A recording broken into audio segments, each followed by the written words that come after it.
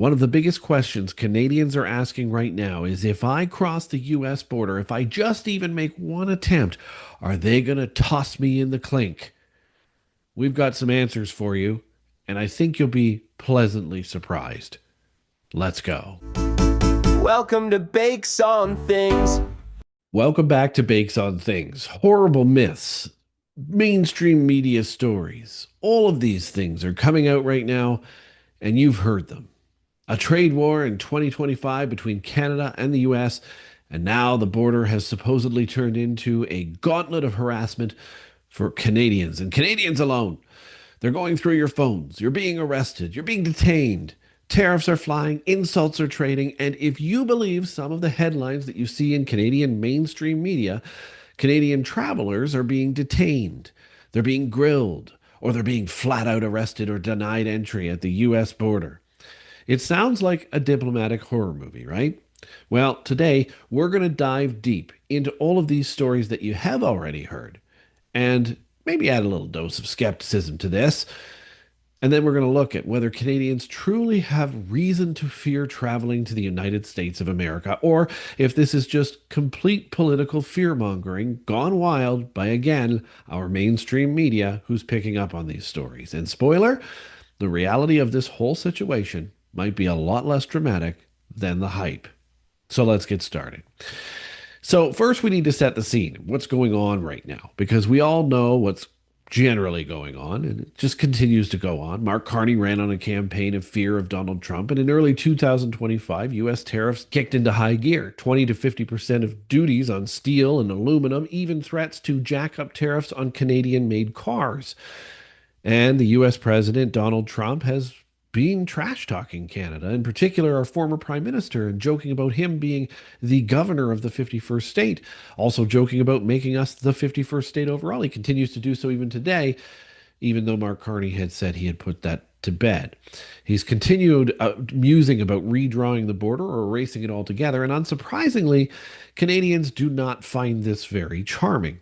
They booed the American national anthem at hockey and baseball games, and some stores yanked U.S. products off shelves in protest. In fact, the LCBO in Ontario still does not sell U.S. liquor.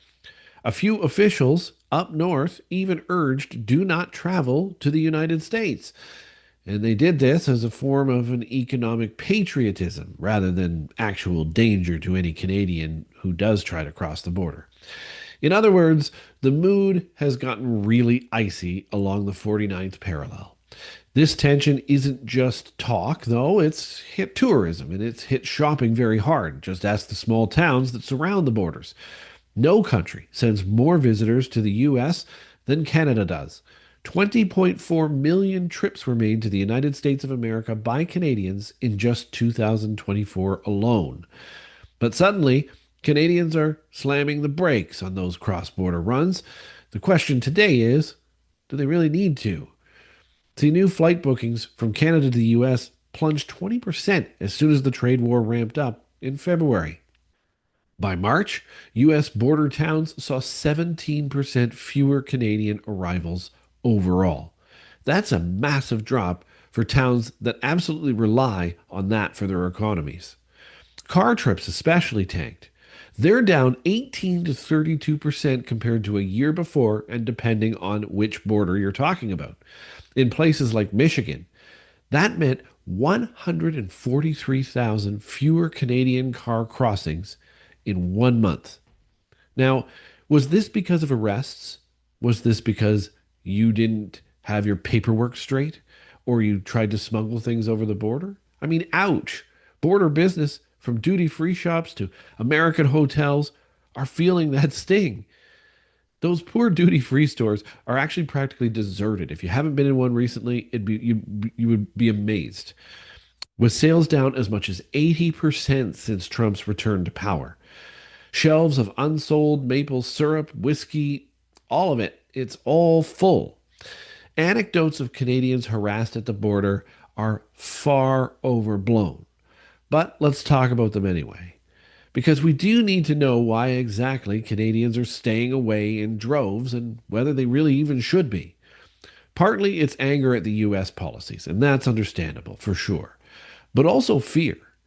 Okay, media reports have fixated on some scary anecdotes that make the US border sound about as welcoming as a cage match. But let's recap a few notorious stories that have been in circulation that seem to be scaring Canadians off from going over the United States border. Now, the first one is the 12-day detention of a Canadian actress. Perhaps it's the most headline grabbing case, but 35-year-old Jasmine Mooney, a Canadian actress and entrepreneur, was detained at the U.S. border. She went to renew a U.S. work visa at the San Diego border and instead got handcuffed and thrown into ICE detention for 12 whole days. That's pretty terrible. She described inhumane conditions when she was detained. At one point, she was kept with 30 women in a single cell with scant amenities to help them at all. And as a parting gift, U.S. authorities reportedly banned her from visiting the United States for 5 additional years. Now, this particular story hit Canadian media like a shockwave.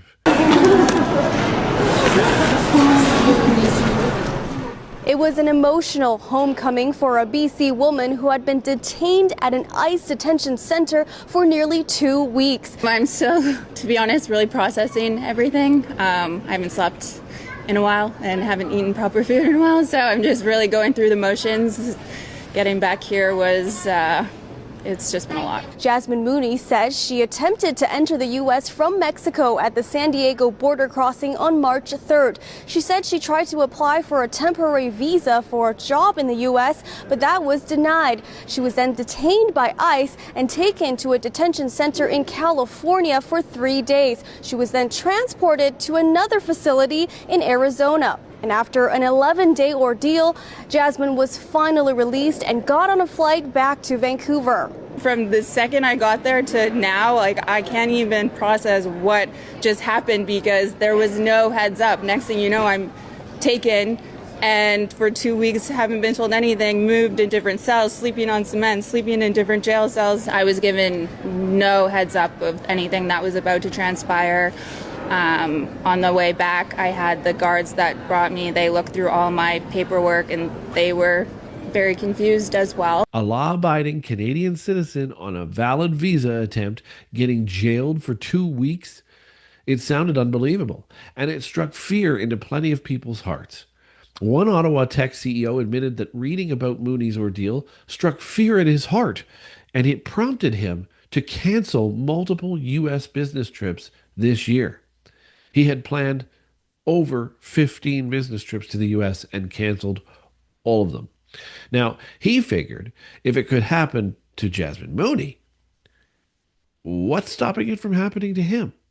Which you would think is a fairly legitimate question, and we will get to that shortly. But let's move on to the Halifax musicians police stop. In another bizarre tale, two musicians from Halifax driving through Ohio got pulled over by highway police. Now, seemingly, this was simply for having Nova Scotia license plates.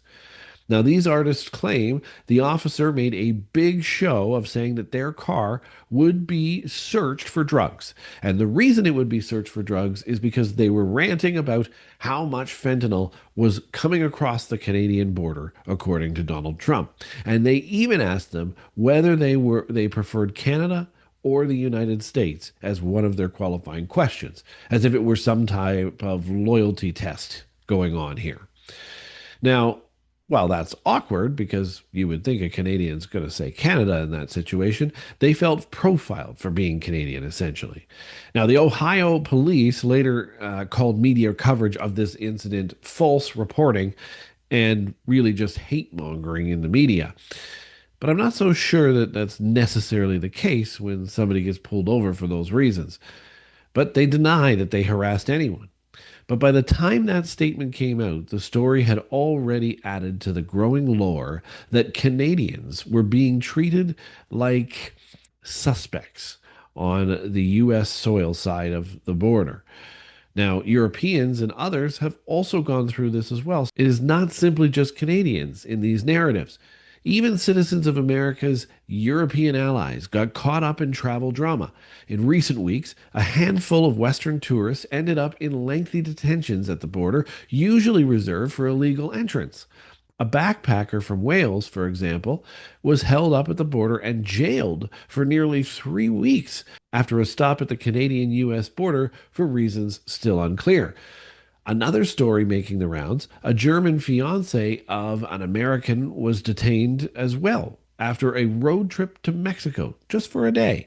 And a French scientist was denied U.S. entry allegedly because border agents found he'd texted something negative or unflattering about their president, Donald Trump. And all of that was on his phone and found. Well, these tales have really led to the dramatic quotes that you've been seeing in our media. Quotes like, nobody is safe there anymore. Nobody is safe to come to America as a tourist. When you hear that, and then see British Columbia's premier publicly actually saying that Jasmine Mooney's case certainly reinforces anxiety among Canadians, and in particular among Canadians about the unpredictability of Donald Trump, and his administration and its actions, you can understand why people sort of get nervous here. You can see why many Canadians might think that you can see why many Canadians might think twice about hopping over the border for a Target run. In short, the perception taking root in mainstream media and coffee shop talk across this country is that ordinary Canadians are getting harassed, searched, or even imprisoned at the U.S. border, all because of political bad blood from the trade war. It's almost like an urban legend at this point, with each retelling the line between genuine information and genuine caution and exaggeration itself blurs a little bit more. There's a lot of media hype and a lot of on the ground reality that we need to take a look at here because we have to know that the telephone game is being played to some extent. So let's pump the brakes and ask, are these scary border incidents actually happening in droves, or are they rare outliers blown out of proportion by Canada's mainstream media? To answer that, let's look what data and officials on both sides of the border have to say beyond the splashy headlines of the media. First off, U.S. Customs and Border Protection and related agencies haven't announced any new Let's Get Canada policy. In fact, American immigration lawyers who handle Canada US immigration cases are practically begging people to calm down. There's no change in the law, they say, and there's no change in the treatment of Canadians, and there's no change in the treatment you're expected to have at the border. So calm down. And that, according to one U.S. immigration attorney. Now, they note that what has changed is just the media spotlight now, that political tensions are high. So the media has zeroed in on border crossing stories. In other words, the border hasn't suddenly been remanned with mustache twirling villains.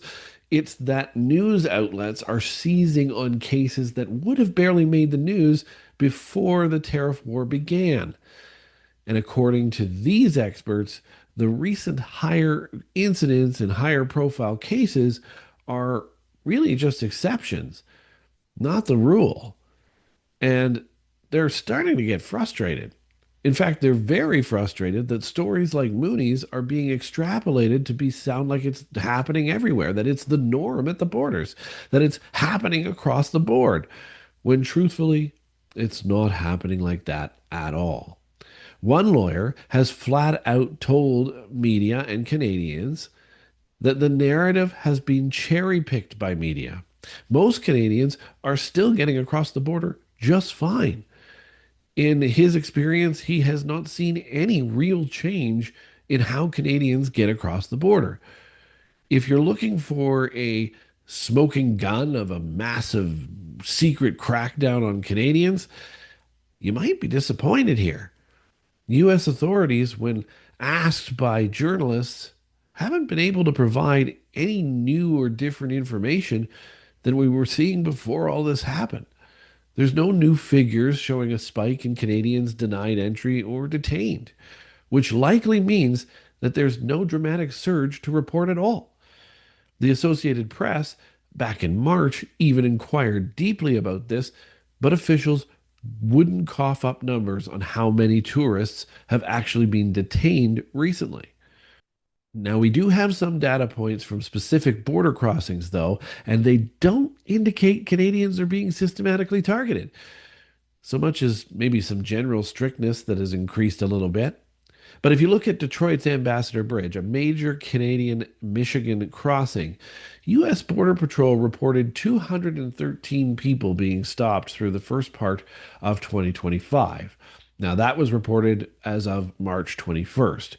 Those 213 people might have been stopped over immigration status questions, but again, about half of those ended up detained by ICE. And is that really higher than usual? Now, they didn't really say, but notably, a Border Patrol officer told a U.S. Congresswoman that 90% of those detained had simply made a wrong turn on the bridge in the first place, literally driving onto the bridge by accident. Many turned out to be people undocumented or without visas or visa challenged people, as you might want to call them, already in the US who blundered into the border for one reason or another. For example, there was one mom who was not a Canadian citizen, and her US born kids followed GPS to what they thought was a local Costco.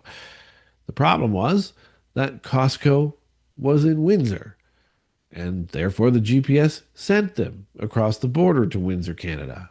Whoops.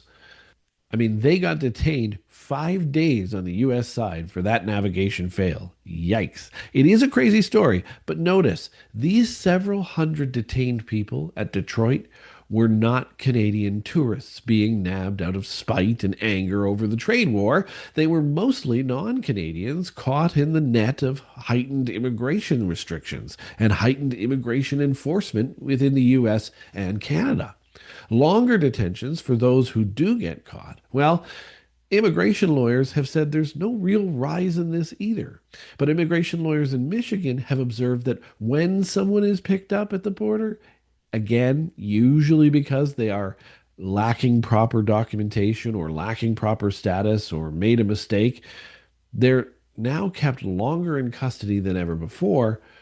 Previously, such folks might be let go within 24 hours, for example, with a court date set for them for violating whatever it is they violated that got them there in the first place. Now, many are held for days until ICE takes over the investigation.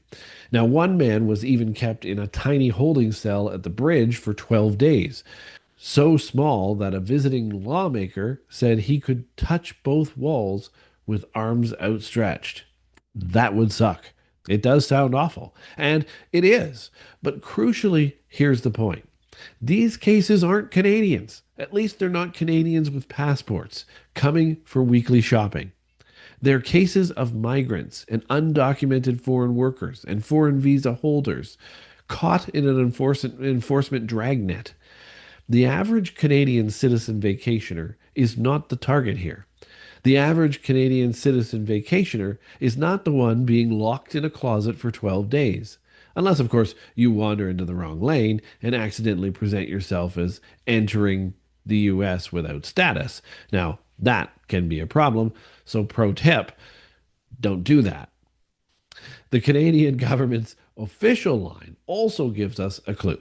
Ottawa hasn't issued any blanket do not travel statement for the United States or any kind of ban, but they did tweak the travel advisory for the US back in April. The advisory basically says, folks, things are a little bit tense right now, so expect a little bit of extra scrutiny at the US ports of entry, including searches of your phones or laptops. Now, be polite, cooperate, and don't joke around, and you'll be just fine. It literally warns Canadians to simply be Canadian. That's what it is.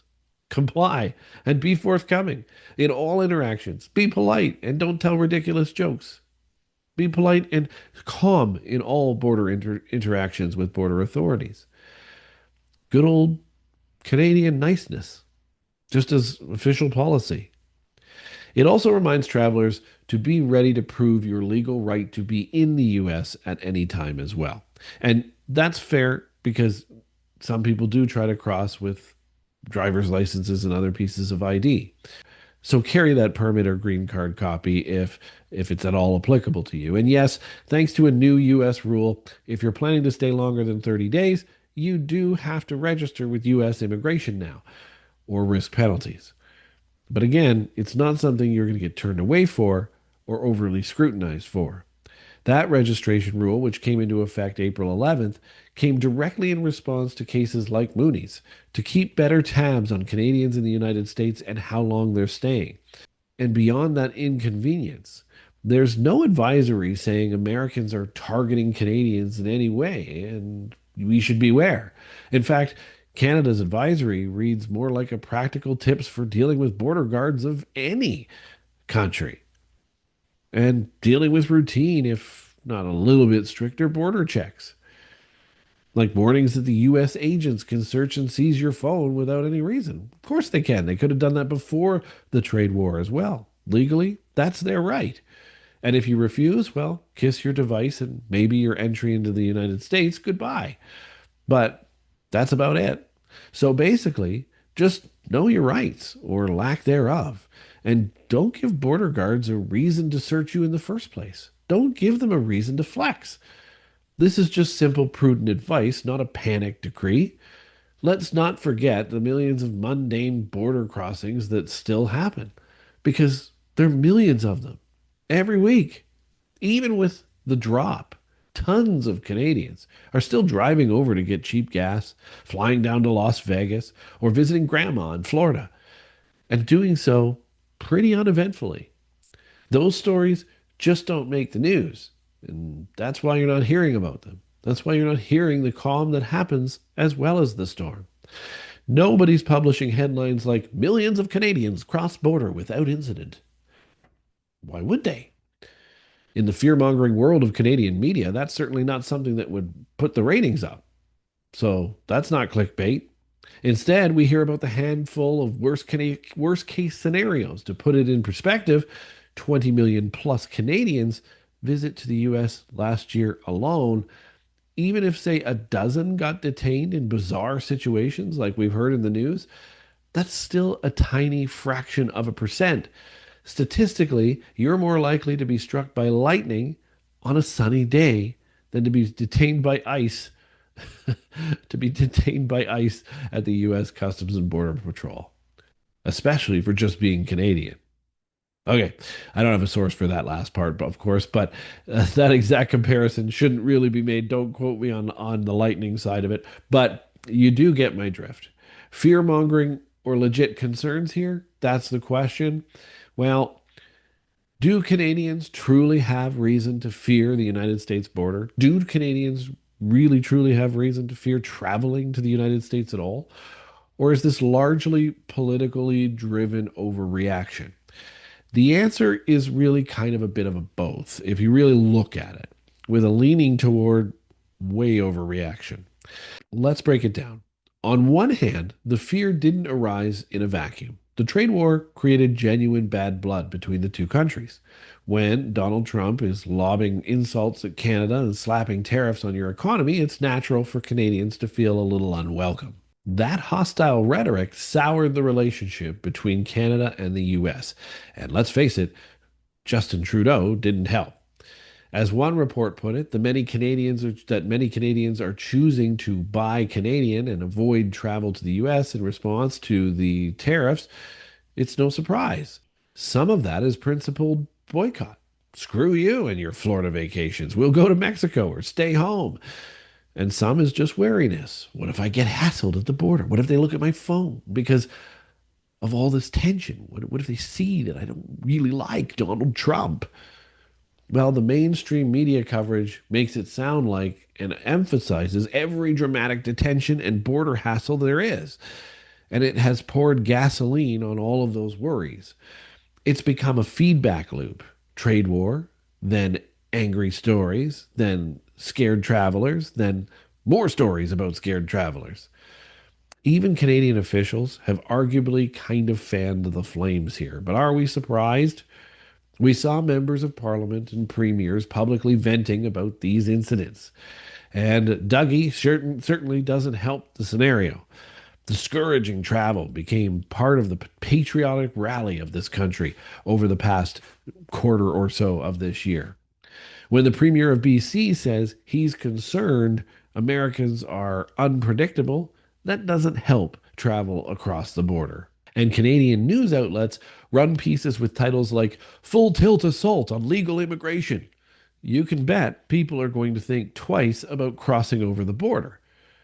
Now, so you have a trip booked. Should you cancel it? It's coming up. You've got a tournament with your son or daughter. Should you go? Well, in short, politics has absolutely inflamed perceptions. There's no question about that. There's a whiff of fear mongering in the air for sure, intentional or not, painting worst case scenarios as if they're common case scenarios that are happening daily. It's politically convenient for some in Canada to double down on the look how bad Trump's America is treating us narrative. And it certainly drives clicks for the media. So, yes, the perception is partly driven by political theater. Now, on the other hand, let's be fair here. Traveling to the US has changed a little bit. It has gotten a little bit more cumbersome in 2025, especially if you're anything other than a straight up tourist. The Trump administration has leaned in hard. They have leaned in to a strict border security stance. And that means rigorous enforcement is in place. It means rigorous enforcement of rules that previous governments perhaps didn't follow or allowed to get lax. Perhaps they sometimes glossed them over. And that's okay. Protecting your borders is a normal thing.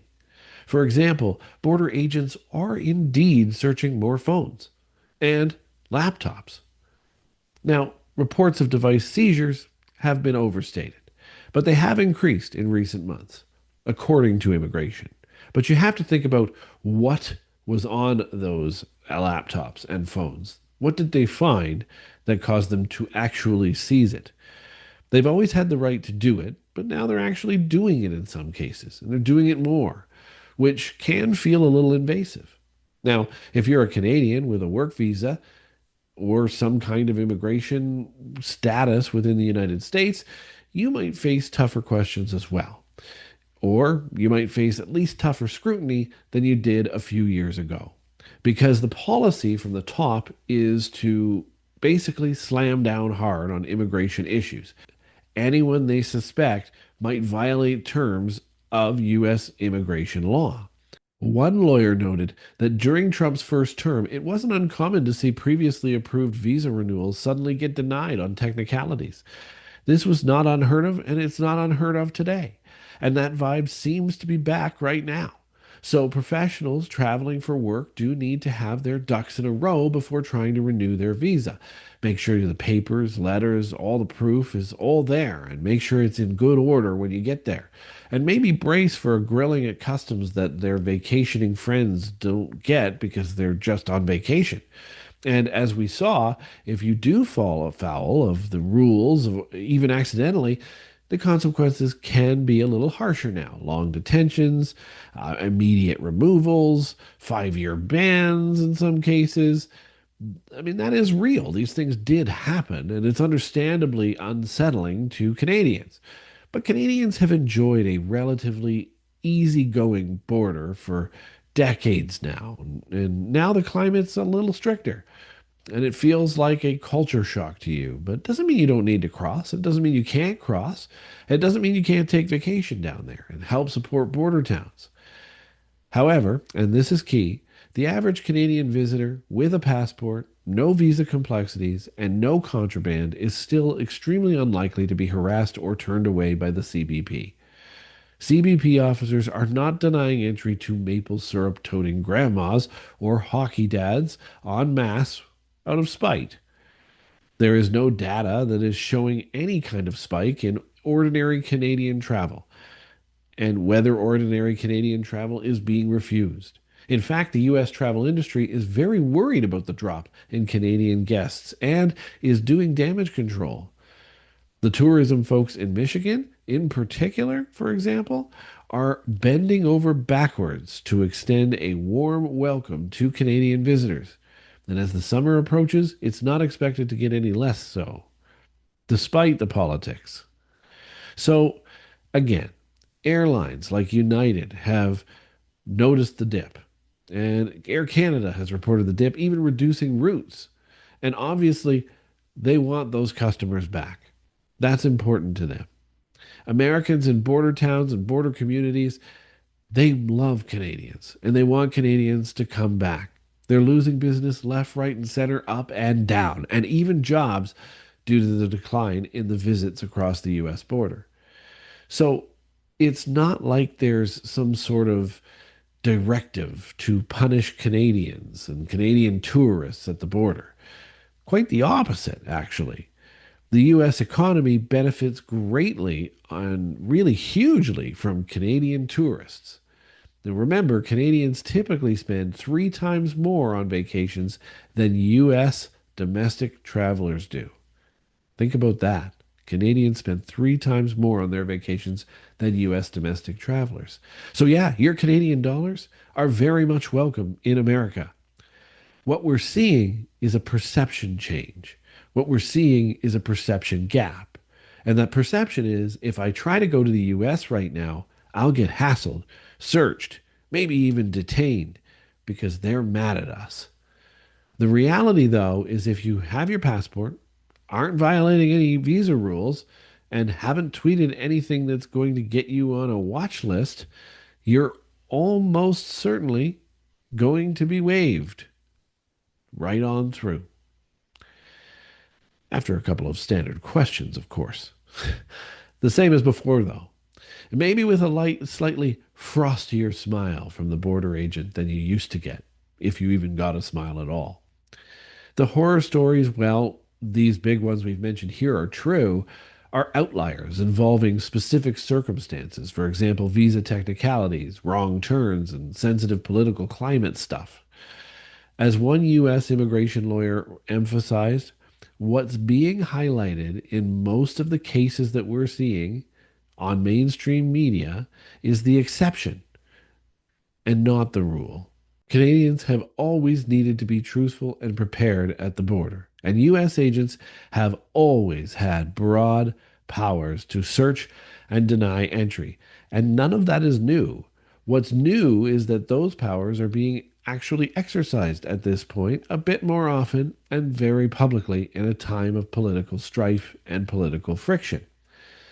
So, what's the conclusion here? What conclusion have we reached? Should you cancel your plans? Should you cancel all U.S. travel until further notice? Or should you cross the border? Is it worth worrying about at all? So, do Canadians really need to fear a trip to the United States right now? For most people, no, not really. At least no more than one would normally be prudent when you travel anywhere and travel over another country's border.